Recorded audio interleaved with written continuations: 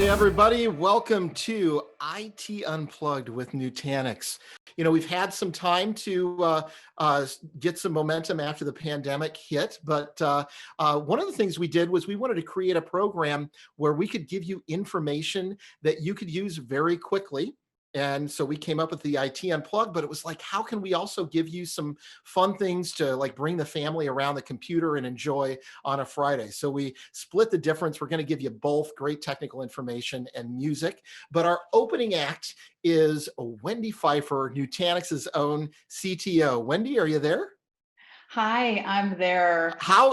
So tell me, did you ever think, like if I came to you in February and said, hey, Wendy, you're going to be opening for Lindsay Buckingham, would you go like, hey, Brian, you're off. I'm calling HR right now, wouldn't you? Yes, I would have been a little bit worried about your mental health. I Yeah, cannot believe this. I mean, it's Lindsay it Buckingham. is. It is.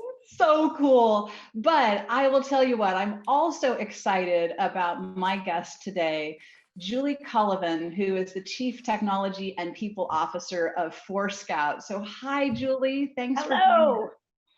Well, you have always been a rock star to me. I think Lindsay, is his own special category of rock star, musician and artist. But in our own right, many of us who are dialed in today and tuned in today, we are also in the midst of a really heavy lift. And it wouldn't be sort of humane if we didn't just pause for a moment and think about the fact that we are joining this concert remotely. And so many of us all over the world right now are in this weird and scary and difficult time with the global pandemic and so many difficulties financially and emotionally for folks as well.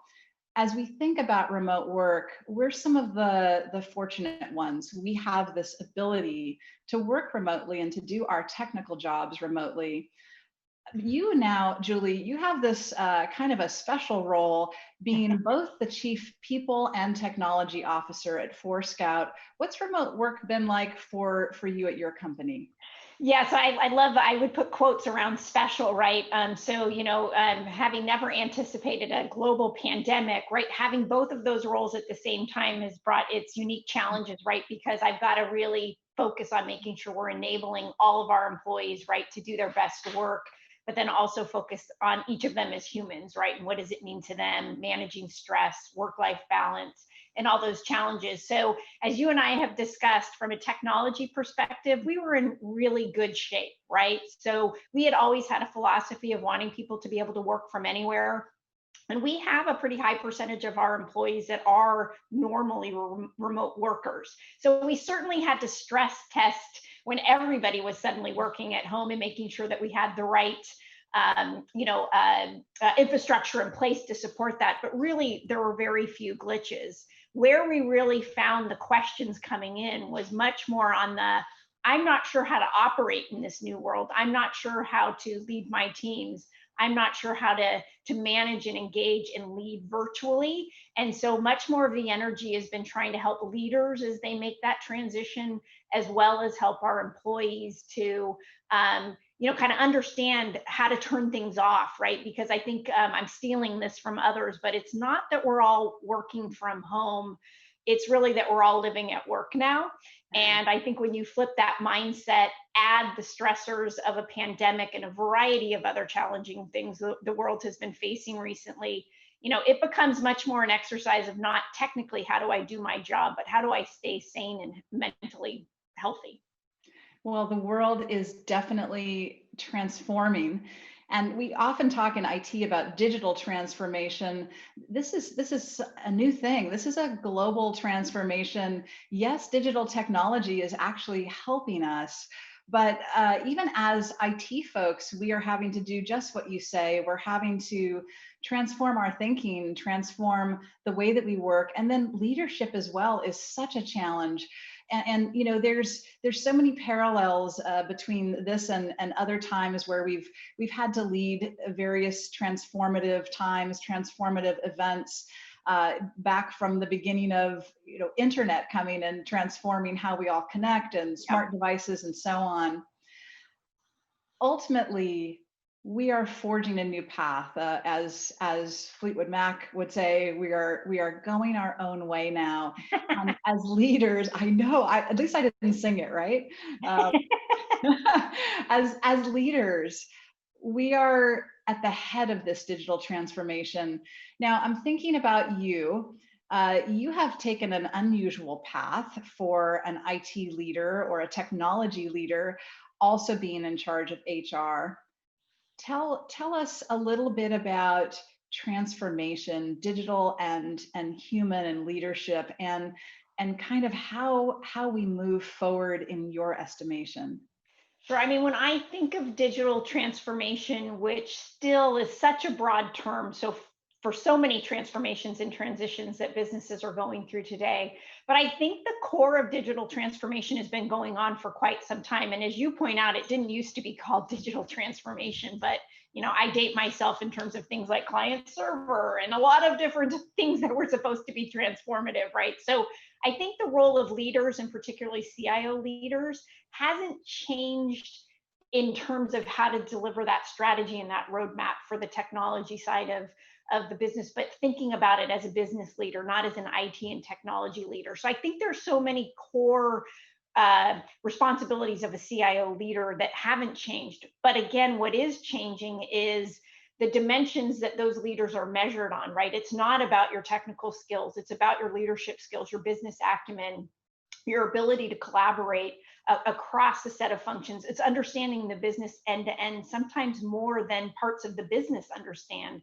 the end to end. So then add now I lead virtually. Now I have teams that are working under extreme pressure, not just to get their jobs done, but to homeschool their children and take care of elderly parents. There's this empathy and EQ side of the role that is more and more important, that we need to coach the next generation of IT leaders to understand, right?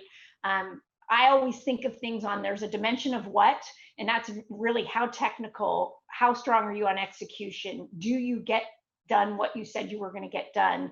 But what's more and more important is the how. How do you get that work done? How do you work with others? How do you engage? And those are the folks that are high on both of those dimensions that I think are really going to excel. So that makes so much sense to me. I'm thinking about those multiple dimensions. And one of the things that is new, at least in my experience, is this notion of, first of all, well, a couple of things are new. One thing that's new is having a cadre of female CIOs and CTOs. We just got to put it out there. We're still a rare breed. And we started out years ago, sort of charting our own path. And here we are.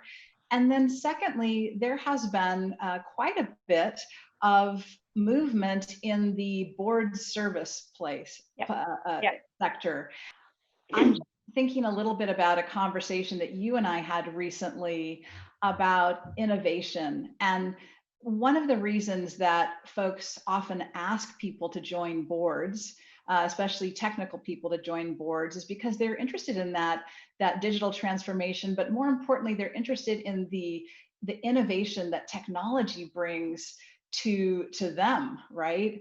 And so let's talk about, how do we as technologists, as leaders, how do we bring innovation to our companies, to our boards, and sort of what's our role in that?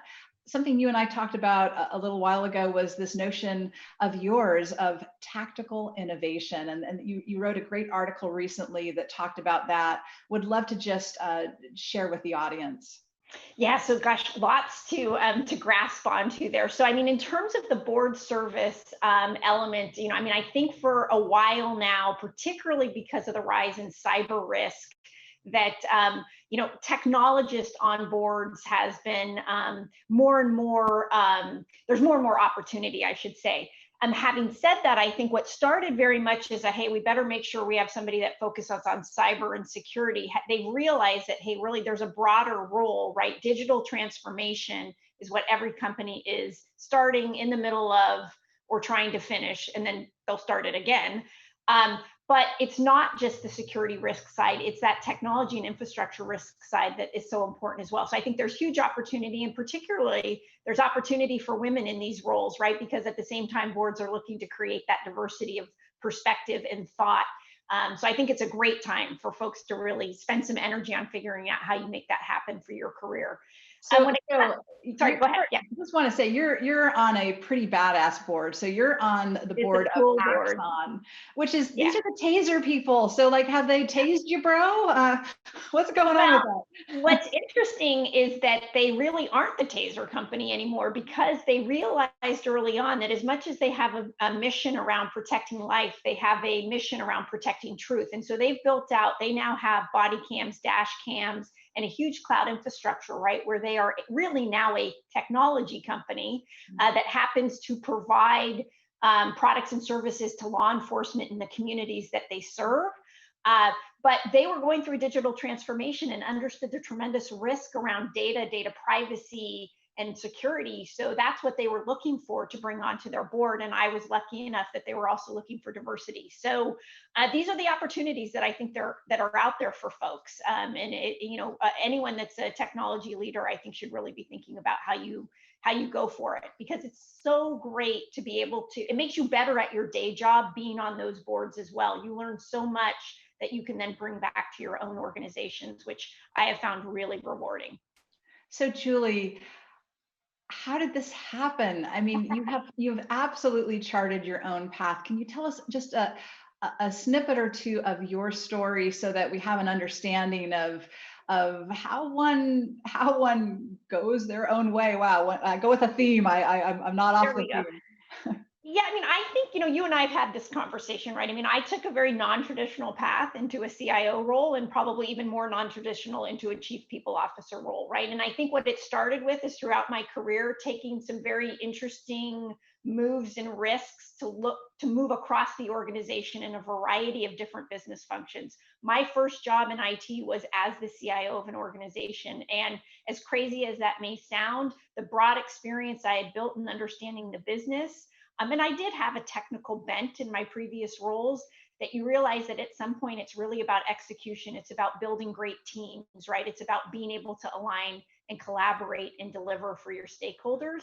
So I just encourage people to not think that the path is always straight up, that it can take some sideways, and that you just learn so much through those experiences that it makes you a broader, rounder leader, and I think attractive, right, to boards and other companies in leadership roles.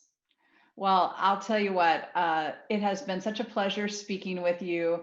And I'm also very cognizant that we are merely the opening act for the warm-up. Exactly. So with this, thanks so much to folks for listening. Thank you for joining me. So nice to have you. And Brian, I am handing it back over to you so that we can get to the main part of our broadcast today.